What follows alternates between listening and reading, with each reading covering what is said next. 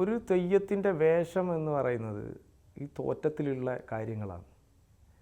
അരയിൽ 16 പന്തം ചുറ്റി അങ്ങനെ ഒരു വരികളുണ്ടാവും. അപ്പോൾ ആ സാധനം നമ്മൾ ചെയ്യണം.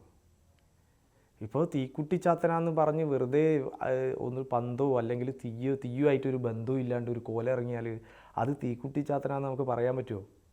ഇല്ല. അപ്പോൾ എന്താ ഞാൻ പറയാം, പാരമ്പര്യം എഴുതി വെച്ച തോറ്റത്തിന് അടിസ്ഥാനപ്പെടുത്തിയിട്ടാണ് ഓരോ വേഷങ്ങളും ക്രിയേറ്റ് ചെയ്തത്. പണ്ടുള്ളവർ അത്രയും ബുദ്ധി ഉപയോഗിച്ച് ഉണ്ടാക്കി വെച്ച കാര്യങ്ങളാണ്. അതിനനുസരിച്ചാണ്, ആ തോറ്റത്തിനനുസരിച്ചാണ് ഓരോ വേഷങ്ങളും. അപ്പോൾ ആ തീയനെ നമുക്ക് ഇത്ര റിസ്ക്, അങ്ങനെയാച്ചാൽ തീക്കുട്ടിച്ചാത്തൻ തെയ്യം വേണ്ട, അല്ലെങ്കിൽ കണ്ടാകരണം തെയ്യം വേണ്ട, അവിടെയാണ് വിചാരിക്കേണ്ടത്. അല്ലാതെ അത് ആ തെയ്യനെ മാത്രം ഒഴിവാക്കിയിട്ട് കാര്യമില്ല, അതല്ല പറയേണ്ടത്. അങ്ങനെയാച്ചാൽ ആ തെയ്യം വേണ്ട, ആ തെയ്യം എന്ന് പറയുന്ന സാധനം വേണ്ട എന്ന് പറയണം. കാരണം പണ്ടുള്ളവർ എഴുതപ്പെട്ട ആ രീതിയിലുള്ള ആ തോറ്റത്തിന് അടിസ്ഥാനപ്പെടുത്തിയിട്ടുള്ള വേഷവിധാനങ്ങളാണ് തെയ്യത്തിൽ വരുന്നത്. അത് നിർബന്ധമാണ്, എങ്കിലേ ആ ഒരു കോലം പൂർണ്ണമാകുന്നുള്ളൂ.